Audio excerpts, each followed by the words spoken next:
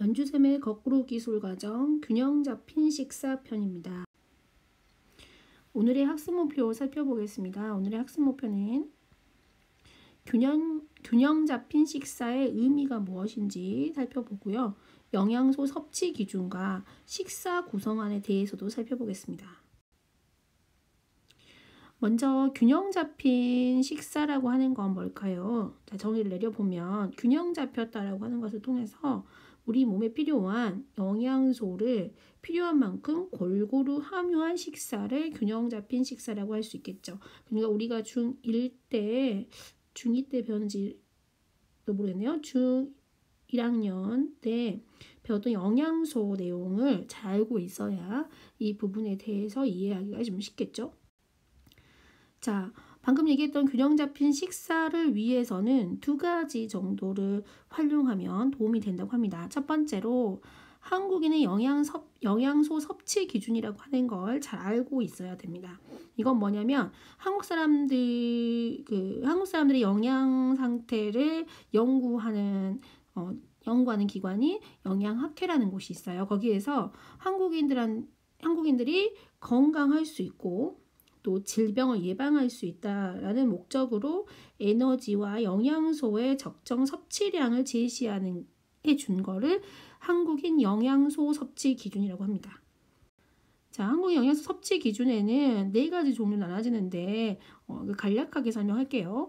자, 평균 필요량, 권장 섭취량, 충분 섭취량 있는데 이거는 이제 우리가 영양소의 섭취가 부족할 것을 대비해서 만들어 놓은 섭취 기준이고요. 자, 평균 필요량은 건강한 사람을 무조건 기준으로 얘기해요. 하루에 50% 이상의 사람들이 필요로 하는 양은 얼만큼이냐 이거를 준 기준이고요.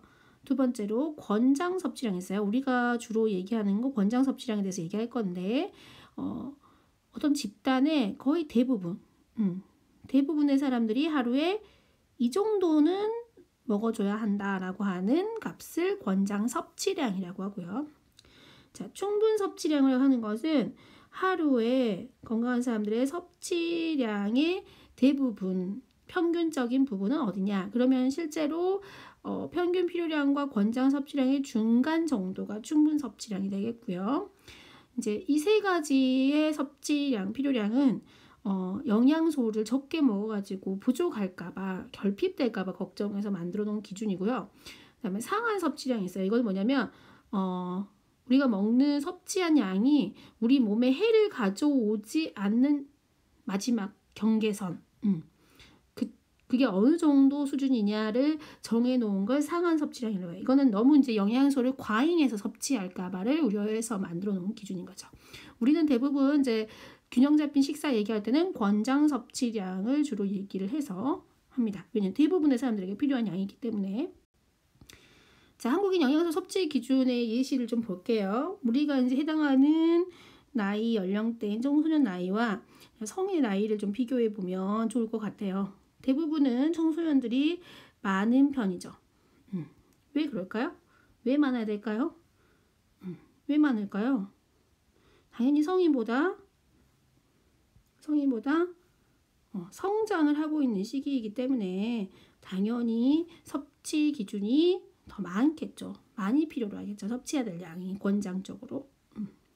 자, 이건 자세히 뒤에 가서 우리가 식사를 계획할 때 자세히 보도록 하겠습니다. 두 번째로 이제 한국인 영양소 섭취 기준을 잘 알고요. 두 번째로 균형 잡힌 식사를 위해서 식사 구성안을 활용해야 균형 잡힌 식사를 할 수 있다고 하거든요. 그래서 식사 구성안이라는 것에 대해서 좀 알아볼게요. 식사 구성안이라고 하는 것은 영양소 섭취 기준을 충족할 수 있도록 식품군별로 대표 식품과 그 섭취 횟수를 이용해서 하루 식사의 기본 구성 개념을 설명해 놓은 것을 식사 구성안이랍니다. 4가지를 정리해서 볼 건데요.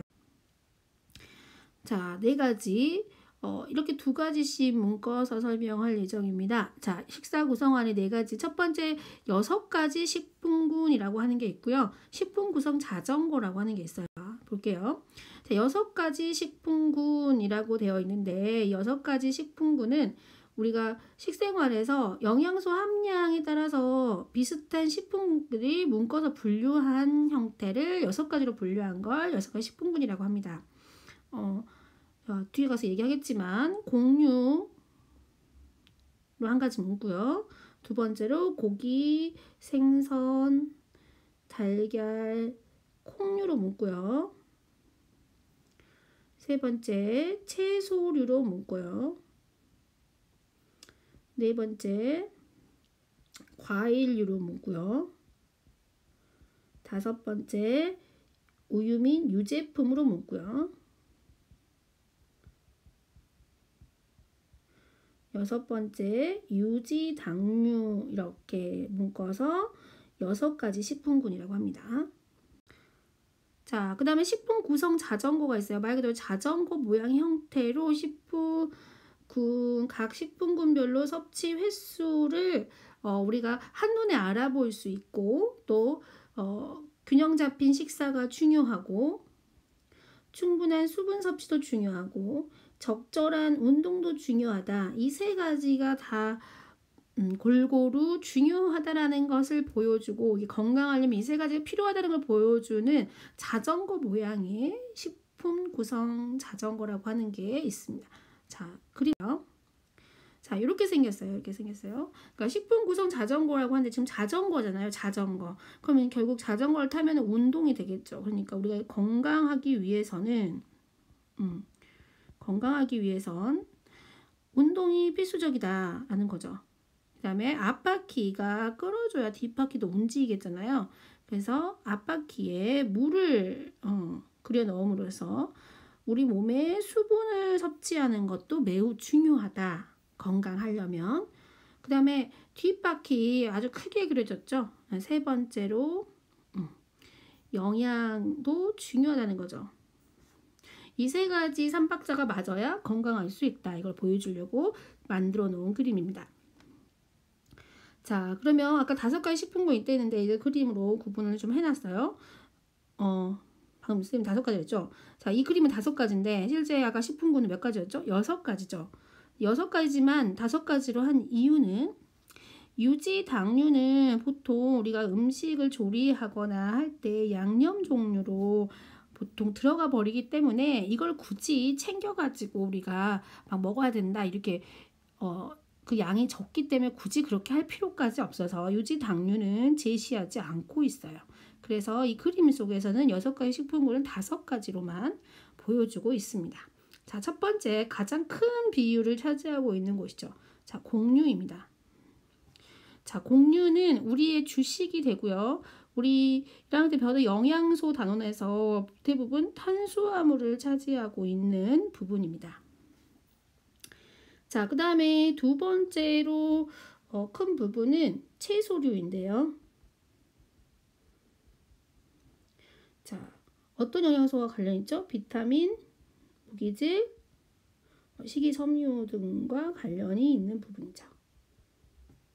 자, 그 다음에 세 번째로 많은 부분이 고기, 생선, 달걀, 콩류입니다.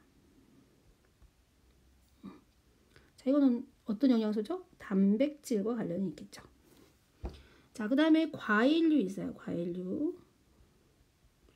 과일류는 비타민과 관련이 있는 식품군이고요. 그 다음에 우유 및 유제품이 있어요.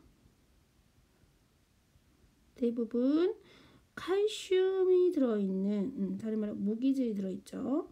무기질이 주로 들어있는 식품이에요. 자, 이 뒷바퀴에 차지하는 비율이 우리가 어떤 것을 가장 많이 차지해야 되느냐 이런 것들을 보여주고 있는 거죠. 자, 그거를 한눈에 알아볼 수 있게 그림으로 표현한 게 식품 구성 자전거입니다.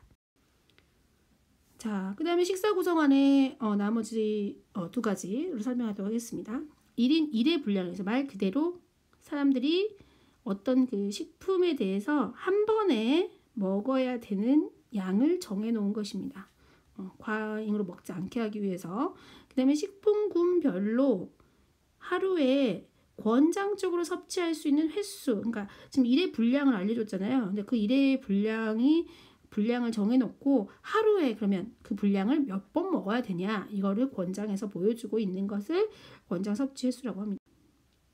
여기 제가 다시 정리해놨어요. 나이별로 성별에 따라서 매일 하루에 섭취해야 될 식품군별 횟수를 얘기합니다. 자, 그러면 이게 교과서에 나와 있는 그림인데요. 자, 일의 분량. 자, 여기 왼쪽에 있는 그림과 관련해서 1인 1의 분량이에요. 예를 들어서 밥 한 공기 정도, 210g 정도가 보통 우리가 얘기할 때 공유 1의 분량이라는 거죠.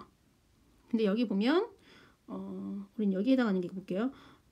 뭐, 남자가 3.5회 먹어야 한다는 얘기예요. 자, 이거 1일 권장 섭취 횟수예요.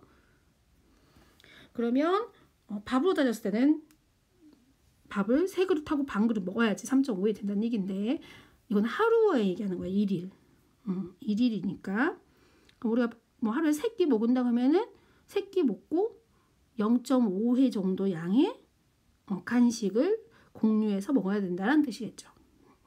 이거는 뒤에 가서 이제 여러분이 식사를 구성하면서 다시 이제 자세히 보게 될 거예요. 자, 여기 이제 1인 1의 분량이 몇 그램인지 이런 걸 자세하게 외울 필요는 없고요. 대체적인 양만 우리가 기억하고 있으면 될 것 같습니다.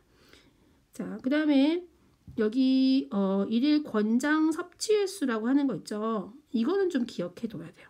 여기 지금 12세에서 18세에 해당하는 남녀의 이 수치 정도는 우리가 기억해 줘야 우리 생활 속에서 건강하고 균형 잡힌 식사를 할 수 있겠죠.